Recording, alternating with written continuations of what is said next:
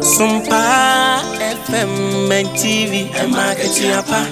Sompa dia sasiso emenijie.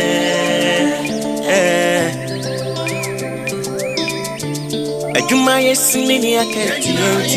usumu ansumyo aguna bema wanya aketi apa ewa sasiso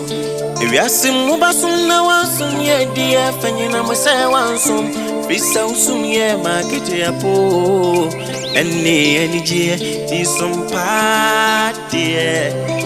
emaketi apa sompa dia sasiso emenijie Sompa FM, Sompa TV, market apo, Sompa de MIG.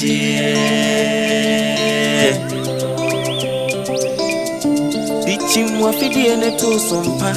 FM and TV, nebema wenijie, eni aketiapa, nebema wenijio, sabra boy mo dajini. Be natural, so no, dear, when ya Bema, when it is, I catch your panso, come, and market your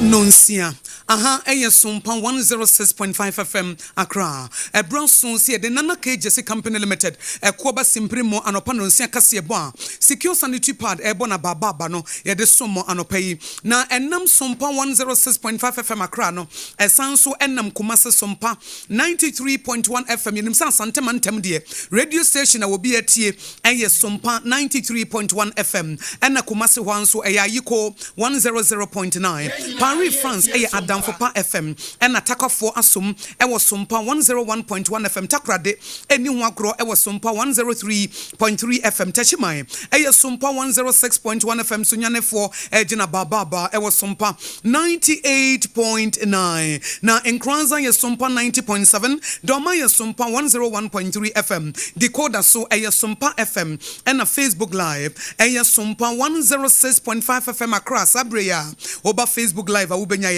and a YouTube so share wo ho Sompa FM live obo Sompa 106.5 FM akrampa wo YouTube wo benya ye and na website www.sompaonline.com Kuoba Simprimo Nana Jesse Company Limited and a secure sanitary pad and ebo ye chidom and some ye day esummo anopay ebini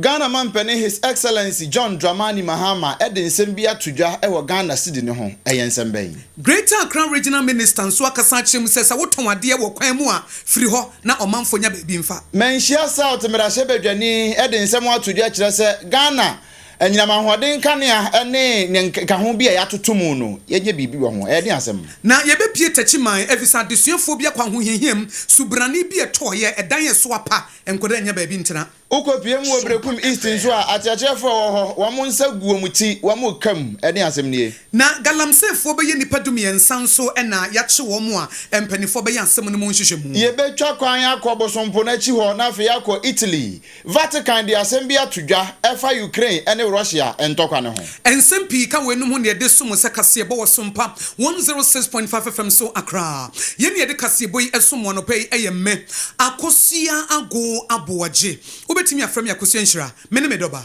Obrempong-Nana Kwaku Ampomah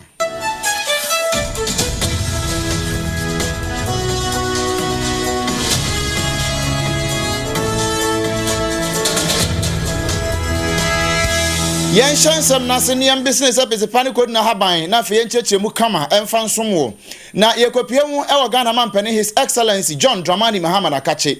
Enrada ewo European Union wo business forum wo ye no wonkran he ya ena mampani ekosi wo man ni nyina na mu ene abibirem nyina ene wode tudwa no wa kire se asem bi di ka eno nti wo no ye Ghana mampani na so ka biye ene se Ghana yesidi yesese nya ahoden ya wanya nan agina so na wone aye buroni kokko sika dollar ene euro no wone ne ko esi agan denden no eye ndie mapapa ya wo man ni digu akwan mu ena afei ye gross international reserve a ewo ho a kane no mpo wano ansa na yeto abampo ama no nanka eye 8.9 billion US dollars nanso asat bosumi ye twa mu ye April na ababedru 10.6 billion US dollars e kira say aban papa badwa so e kira say ba wo ba he no ye tikase ye wi adwen wone ne mamonfo ye a wo mo boa amoma ne tikase makoyie no wonyina ka won trapam ho na wone boa sane ye be ya o my Ghana sikasem ebetimi ye gina Union. Our trade relationship with the European Union remains robust and mutually beneficial. According to the United Nations Comtrade database on international trade, in 2024, EU imported approximately $3.25 billion worth of goods from Ghana and exported a total of $3.65 billion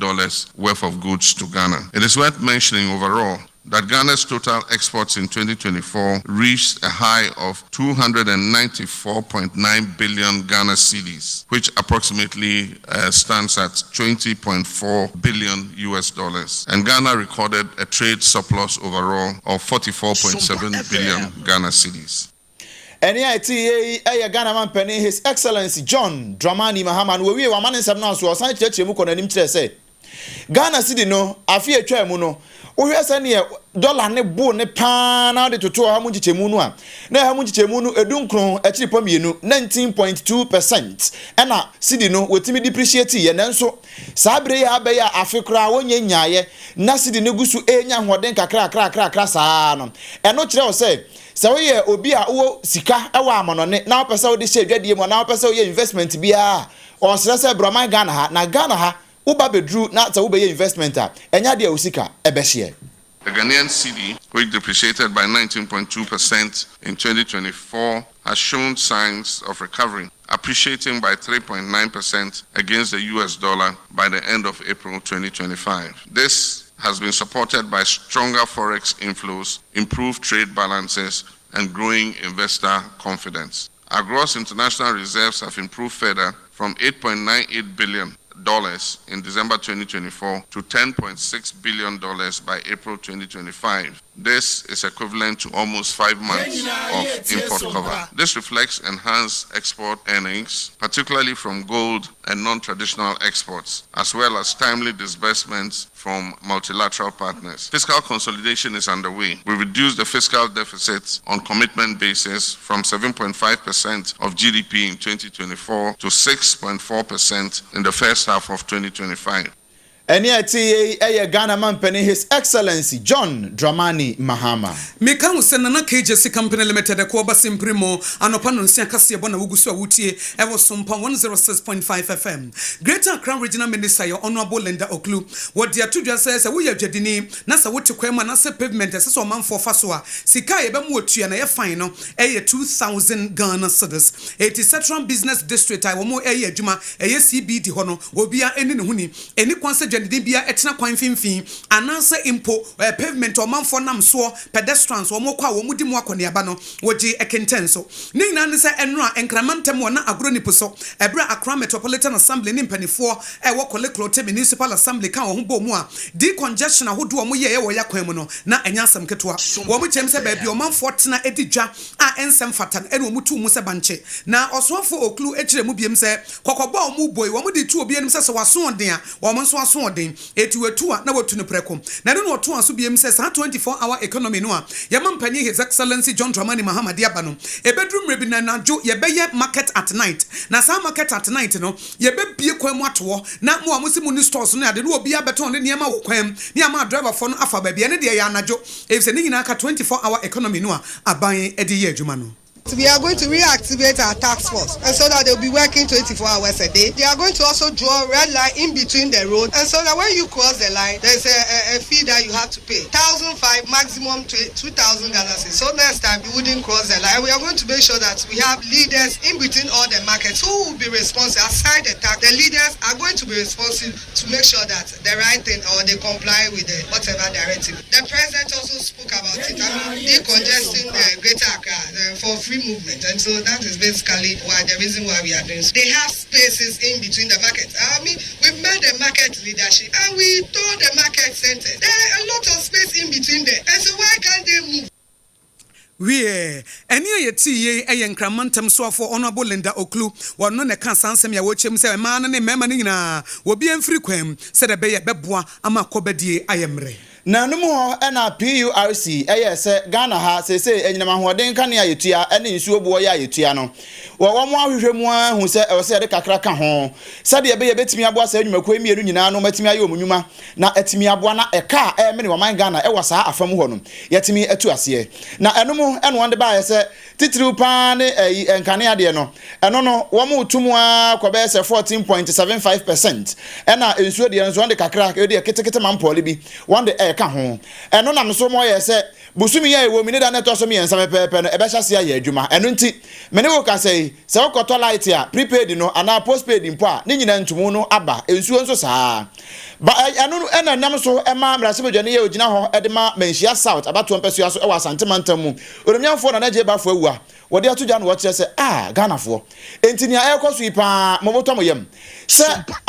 akatua ye nhya dan tumu nko ba bia nanso electricity and water ya tumu empenduduo sei ye wie ye nso a ensan so nyina so titirupa na nyina mahode no ensan nyina so ayedum so ukoka na no nso ayeboache bedin eno no watro krata tenten ede akoma PURC kira won sei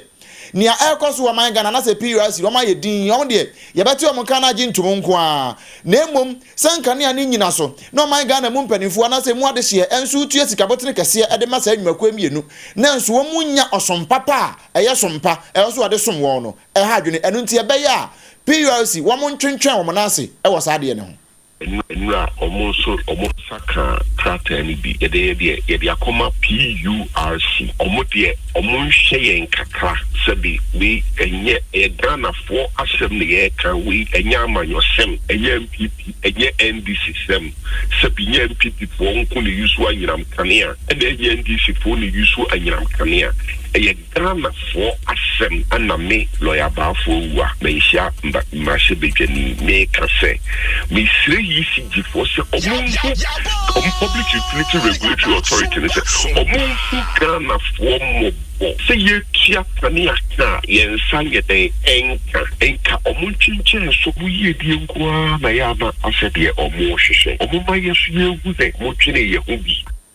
Menhia South abato mpeso aso mrase bedwani orumyamfo na Odehyieba fo awua ene yete ne nka no ye friend santemantam ma ne yetu fan so okoro ya kwakopie tachiman na yedu tachiman no ena Zongo MA school kindergarten adesuafo wo ho no wo makwa hohia kase mu pa adenya ensuo bi a ato e wo mpotem ho no ama enkwada ne suku o mutimu suade no eso nyina pa ama nkwada ne kwa na ba bi o muti o musuade na ensem fatakora na keji nkwada de yenketenketu ya kindergarten enkora yenketenketu kwa na enso o muduru ha edan hwe moso ena o matimi anya bambo enam so ama fo akasa de woma no atum amada gomba hene o won potem wa kirem se ye nana Yakubu Adam so obesra da enkoda no susu adodo yentimi mo ntena dan abambo enimu enti nkoda no so na ye o man ne daache enti panifo mpusu wo mo ho na Zongo MA school wo tachiman no wo mo maye mmoa na emo esafata no wo mo nsanka omo frame say mframa no boy no ba bia KG4 no tena no wapa ama me ko hwe headmistress no frame hwe so na no kore before then no na ya to na mo bibiri say JHS na che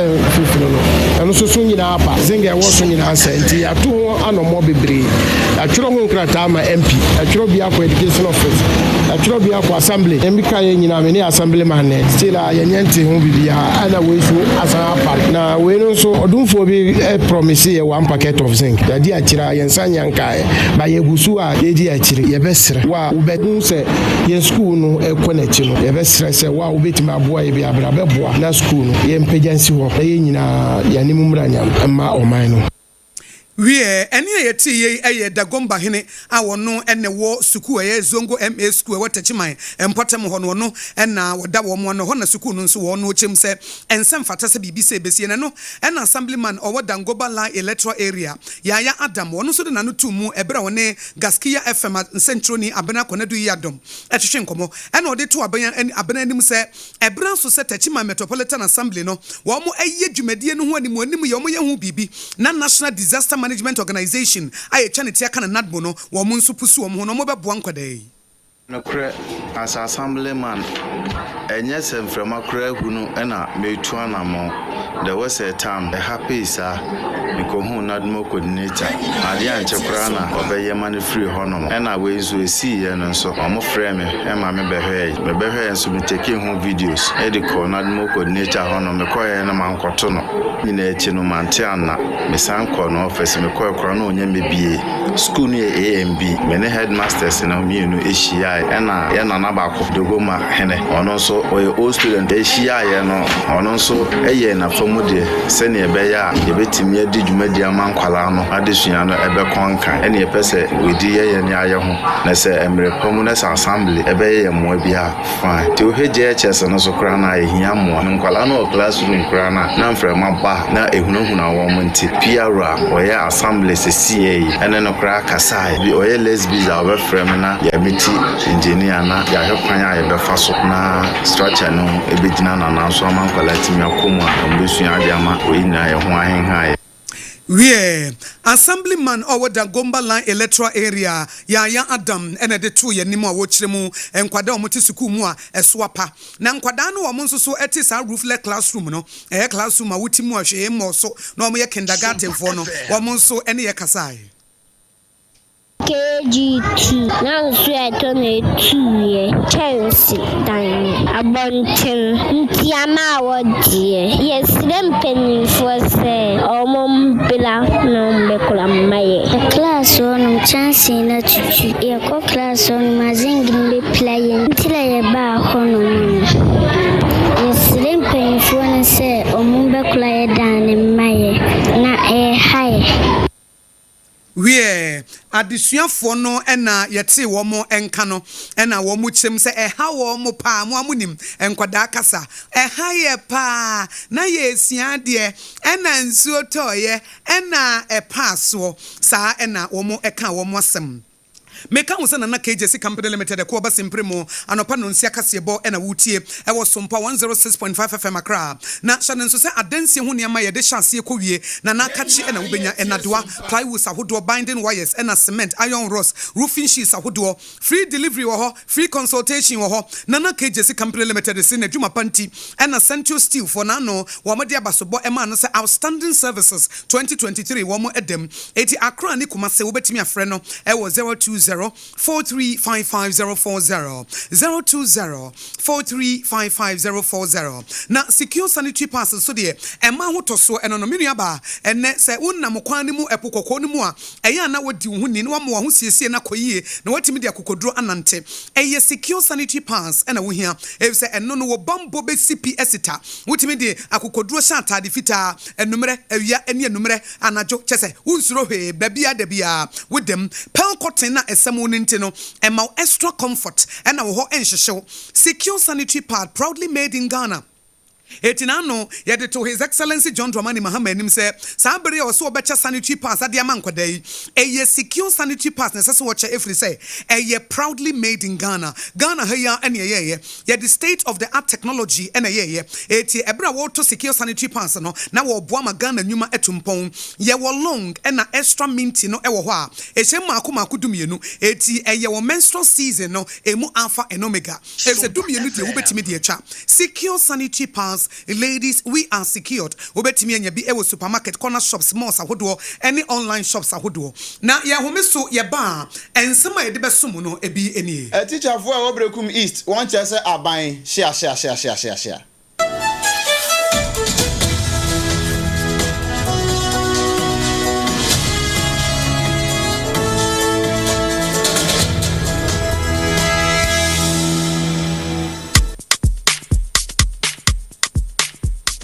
Kwaku, minim se waye she. me cry man nane. Now so ebony show one basso. Mane hon sepeno. Ebony condoms comes in different flavors and available in all pharmacies, chemical shops, over-the-counter shops, and pubs. For bulk purchases, contact 055-230-0075. Ebony condoms, Ghana's most pleasurable condoms. Make it worth it. We got peppermint, strawberry, vanilla, chocolate. We got peppermint, strawberry, vanilla, chocolate. It only the view is a condom. The condom will then it's not on, but the does got as a condom. Endpoint Homeopathy Clinic. Ghana had the obi enim say ye prostate. Na baby omutibi ye screening ema hu ni ye etu asia. Na eye Endpoint Homeopathy Clinic. Anase eye kidney, eye liver problem. Wo fa baby ena adjujo. Na de fa ne premature ejaculation no a be ma bi a wo ne wodofo akwakwahia. Asa wo di ne ho agro. Asa wo tonte. Ene ye bra Endpoint Homeopathy Clinic na ye moa wo. Ema ne mema mo pa wo. Eye Endpoint Homeopathy Clinic. Wo mo demufo. Yare bia infections bi ne wo ho. Anase bia wo hwa wo fa baby na adjujo. Kidney problem, prostate dear, a Endpoint Homeopathy Clinic. Ahinema kokobe kumase baako ho eben Angel Educational Complex no. Ena Accra hanso so dear. Wo mu ginemu ankasa. E was painted baby friend share signboard no. Who na ubusasa wo pe Endpoint Homeopathy Clinic. Obia ebechro. For Endpoint e wo 0244867068 and 0274234321. Endpoint Homeopathy Clinic. Wo mu demufo. Eh medo. Edrano pa wutimi to boase echichiwusi o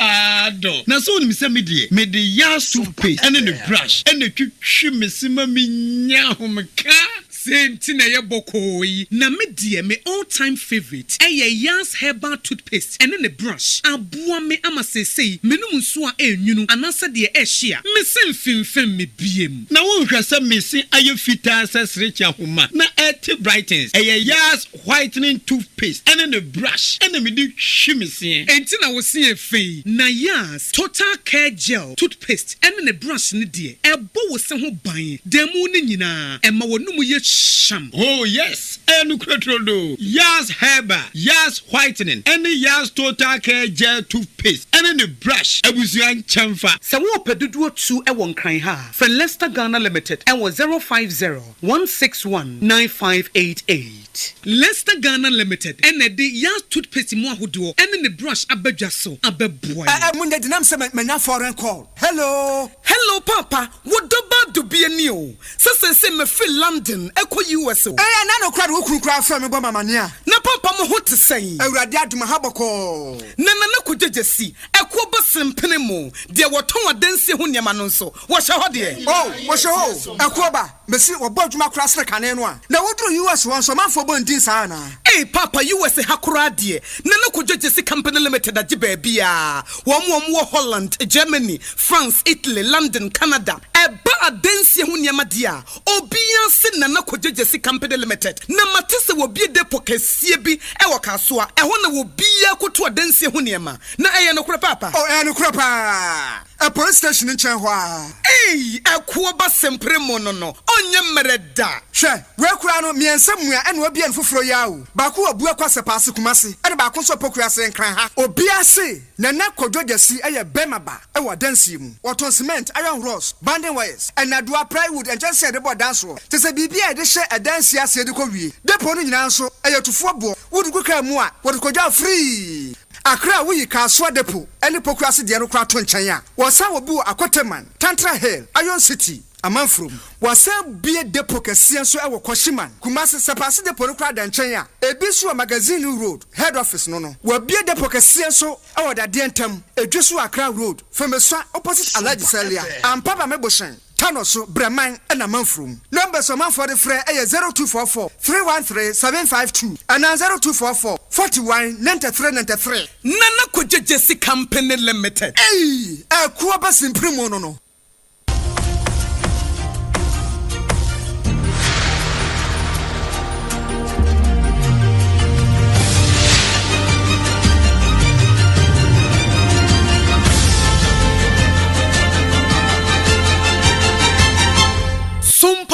Yebo Ajibebia ampa Ajibebia ampa na wantie ha okotie he ahaya na ose wotie ye to akase no so e de ama ye kopie mu e wo Brekum East ehona na dwemtreni ya oda Pre-Tertiary Teachers Association of Ghana ye trinity afrene pre-tag opani kwa menkroma wade atujwa no eche se aban ya ade bi ne so obo na baso esanse na enum ho e na ban kwafa licensure exams ba se wo ye teacher ni na se okwaje won titie nyina wie empo ansa na obeba abenya wadwuma be kira de abenya station bi a ka se we ampa teacher ni aban tua oka no e wo se okwatworo ho so hwefoforo biu agi to me krata license ansana watimi akira de esanse wo kire se adokotafo anesefo wonyina wonye bi nemum na teacherfo de na bi ni ho sa e ba ye teacherfo no woni suye pa den so kanwe ese aban we ba ye no wa baba ye nsakraya kakra ewo mu a teacherfo no kire se aboa pa san sakraya no aba no aboa pa wo no smo kan se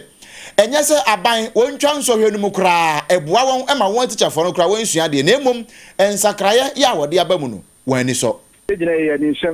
teacher lances as an fantasy lances na yaka ho asem no ne ma mentre mu kakra any professional work bia ewo omega na mu no fa profession no ewo lances anti NTC ba ye no eno mu hu se so mo professionalize teaching service no and due to the professionalization na omo ye no ana mo introduce lances exams no dey say boa ma adwuma no akọ professional way now so koy mo fa so mo introduce lances exams no broni beka say it did not sit well with especially young union leaders no anti yani aban edi hu komo bi abaye hu se de na aban no asase no na oda ne ho sabre na enye yie nti na egusu anu mu di fika ho se ensachara abebam ana na men chade yeto aba ensesan eba ye to hye ye bo se oba review awo license examination emu na de metire mu akosi gina ne se cancellation of the license na de teacher unions no we are not into it na mbom ba mo fan hye adesua no ani adekira omo ye ne colleges of education no Obani kwa menkroma wana kasa enu wie no se Ghana ha ewa ha se ode oba ekọ public school aban de na saito no akoda no wababon nanso ode ne kwa nkran de private no a akoda no ayiro me afro me wabeka no kama correct one pa no se nya no kre ne enti anya no kre ne se obepie mu ewa aban school no a ne efe ne se supervision enshada nkoso papa ena nya se wo mo nkyira de o ade en de wan kyire pa nanso akande a wo mo de ba kira de no aban nan kasa wo mfa ma enema bebre na ka ho a ema ne basa nanso akyerɛkyerɛfo ho no won ya de ya won kira de bo won homode ne pa titiriu ukwa nkran de no a won no bi okran pa na ye SS fo ya high school fo ya nso mtime kira de no correct ni nyina na se supervision ena ye adwuma wo Druba bia broni beka se isin se ankran school no ebo mo homodin ewa disua mu etene aban school no adisua na adekire na ye kire enenne no ye wa kwahoro mienu na ye fa so akọ ni se cheche ni begina akwara no konso na wa hyere kete ama na chegu ni tim oda na oso da ye kora ba wu se nwuma bi okenkan ye no wo se da ye mu no gusu ekenkan ene ye ba akọ ye to so mienu ene se wo kire akwara no kwa na wo fa so a obesua de aye fa ni instrumental learning ye root learning na instrumental learning na ya eso so ni dadi abran kwara no ekọ mu ani na na ahu se me woni se anya de kwara no textbooks no moto no that textbooks na questions eni iti eye opani Kwame Nkrumah ya ono eye dwemtireni edema Pre-Tertiary Teachers Association of Ghana ewo Brekum East nensam no na yedru Brekum East hwanso ene yegina mu na Brekum East ho no ena adwadifo ne wo mo to cement ahodo consumers nyina wo mo kasa wo mo chem se cement bo no ba bia bedru bia ewo bo ayedegye ebi every 82 Ghana cedis ekosi 140 Ghana cedis na no ena omo ton ene omo kwakoto omo ene akwaba radio for chichi nkomo no mo amane se cement bo no se sa ban bam na ba bia se so de to no wo de two face se the prices ni city no wo mo Cement no nembo no was pa Brekum 115 nti amanfo okra ntimi nto na yeso yenya adwuma ni bia ye se aban ne timete so ma yenya se de be ya amanfo so betimi ato na yeso yenya adwuma ni bia ye sana yesi yenya ye hwete kwai no 1.4 nti yakwai ye to 16 bars ba enda meti se yese nda abaye tesidis tini ye wonwa ye hu se 1.4 na ye den pasati sushi abaye tesidis ni nyina ye nyame nti ya abaye no hwe na ebegina fa ko a entina faako enfama abata for na papa for no benso yetumi anya baabi ade yeti ache median meton 1.4 no mo say ndey 80 yesra ne say oma entina faako maye enya faako median 1.15 this akesi for ne bebu oma mo soro ho ne bebu ya mu say man dey so enya say this kana fa we eye brekum east ho akwaba radio ho wo mususu mpaka se bo wo mfa ena wo mo bo amane ena amane ene se de cement bo sitie no a ebi 82 Ghana cedis ebi 140 Ghana cedis ne mususu dodo etiasa aban ebrem na ode ba bi esese yede to no yede to ena emfranto a amansan so makorafo brekum bono region ena de amane boyi ebae ye free brekum ne amfia ne nkyeremu ewo atoya mantam mu na ye kɔ wasa japa prosifo ye wan potam ho akɔche wɔnom a wɔn famra kwan so entu amnamdwuma anasa mining no we mu ye galamsefo no maakoma akɔsa edumiensa 13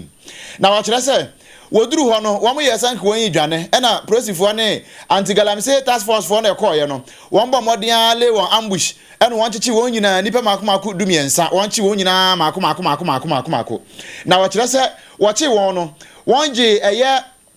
chamfine machine ko a won de sensuo e won potam ho no makomako saa oha ene aduonu 120 chamfine ene won gi free won sem ene wachi won mo agi motorbikes ahodo makomako nsia ene ahodo ene ahodo bebre ya eka ho won ye ene won de won nyina e de won mo duom nyina ekwa akogina court na won mo akwa akɔkyere senti a aban anase won man adwapade won ya famra na de ahye won sem na won ese ne saa nipa yi ebi ene nanampadu Steven Tete ya Dalame Samuel Amoa ena Kwame Opon Francis Odum Owusu Asare Ata Kwame Apiyanga Emmanuel Kojo Montanitigo ena afe Maxwell Owusu Obofo Vincent ena Sogal Fatal wemu ena prosifo ache wonu a won de won ejina mra na yentu fa na afi anfi ani nkyeremu ewo amonone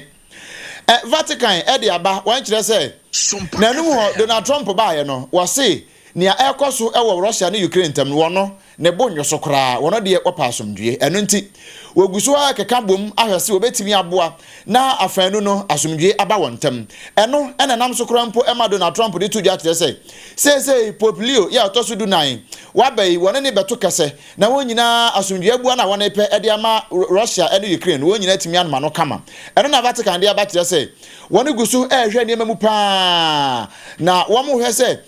sa mediation plan no a Donald Trump pese wo de ba no si onya de betudwa say Kim Rome ena Italy ena afa Vatican nankasa mu no won ya krado say won beboa ama asomdue atimi aba kwantintin bia kopie kotia Sompa 106.5 FM anopa no nsia kase bona ha ene edisie ensema ede so manopa de makotene bi ene se honorable Linda Oklu awono na ye Greater Accra Regional Minister anasa nkramantem so afọ de atudwa sese wo ye dwadini na wote kwa ma na se pavement so ema wo manfo ho kire wo mo a ekae bem watua no eye sidim pim ye no 2000 Ghana cedis menshia south na se dwadini ka kire PRC se aga entumu no ande ba ye ewo anyina mahode eni nsuo buo so no wamontwensensa na the Gomba line womo hene eno ewo techi my dia de sadia atudwa se Zongo MA school no kindergarten fo nkwada na obre efse school da na so apa ebre nsuo to eno nti empanifo me ye omomoa Italy Prime Minister amana ne die mu no eye maame Giorgia Meloni wode atudwa kire se Donald Trump mediation plan opeso de ba ema Russia ne Ukraine asomdwe ba no one for no so na kaseboy enam Sompa 106.5 FM so Accra no esanso fa Kumase ye Sompa 93.1 FM Asante Mantemu de ho no obi etie number 1 radio station in Ashanti region ye Sompa 93.1 FM ena Kumase ho anso Ahiko FM 100.9 ena Paris France nso ya Danfopa FM takwa ye Sompa 101.1 FM takrade ye Sompa 103.3 FM Techima ye Sompa 106.1 FM ena Sunyanefo asom ewo Sompa 98.9 Enkranza ye Sompa 90.7 Doma ye Sompa 101.1 101.3 FM Decoder so ye Sompa FM Facebook ye Sompa 106.5 FM Accra ena YouTube ningina edda ho ya na ya bona bede amanfo so ehwe ye live ho ye Sompa FM live ye website ye www.sompaonline.com Nana KJC Company Limited adansi hu ne ma hyase ne awieye eboye chidom sikia sanitary pardon so eka ho wo mo bo ye chidom no nso ebini Endpoint homeopathic clinic de ahoden papa e ma ye impomden de ni bi papa pa ni bi sanso de ekopa aduane papa e wo agya na mpacho endpoint ho no uduru ho a yade bi a e ha wo no ayasa bia kese a otimi e boa wo ma wapomden papa na so ye ne ho afi ba no sa wo na ma wa wade mu afi be ma wa ye mre wo mpamu u kidney ho ha wasa abo no ni nyina ho ha na e ha wo amepacho uduru endpoint homeopathic clinic wo betimi aboa wo ayi sa wo ha no nyina e de afi so physiotherapy ye adwuma ho massage ni nyina ye adwuma ni doctor du boaten say nia e ha wo efiri tinua no kwesi ubowra no e ya no waba do yi ni nyina e de afiri ho wo shell signboard Spinters Road e won kran he ya sanso e na ahenema kokoben wa santimantam nso wagene ho me na asa kire me na e gene ho ababa e wo ho me pa cho bibia ni a ene doctor du boaten ankasa e mon komo e wo 0244 867 068 0244 867 068 and I say 0272 0274 0274 234 321 na fe one no abonkomo aduane papa fie eye agia local special food me pacho se wo pa aduane papa di medical catcher se de bia me bu be se otiti aduane bone ma yafunu di a wo bo hu dondo e ma wosa me pacho pa se wa anya ne sa na se aduane papa no wa anya bi ani e wo hagias local food special local food wa me pacho ho be kire pa e ba no aduane bia ye bi e wo man Ghana mu a ubenya bi e wo hagia ho me pacho ye adwuma efia no anopa no nwotwe edikosi anwumre no nwotwe mpa mu da bia e ba no TikTok no so Instagram Facebook ba bia akọ ho ahwehwe agia special local foods na fe ahwe na kira kwan oye delivery enu nti aduane no se wo pa enfa ho ne ba bia wo he fa kra wo de besika mu di abre kama pa frɛ no e wo 0246 359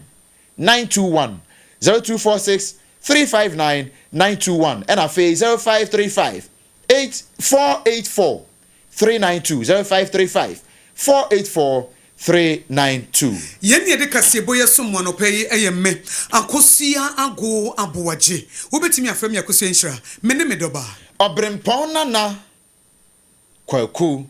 Ampomah na ye de Ghana Today ebebremo na ensemo a edi ahim edi ade ncheche wo Ghana ha newspapers ahodo online portals website no Facebook Instagram TikTok ni nyina keka ni nyina sie ni amo hu de ekoso e wo Ghana yademu nyina se amamumo eniti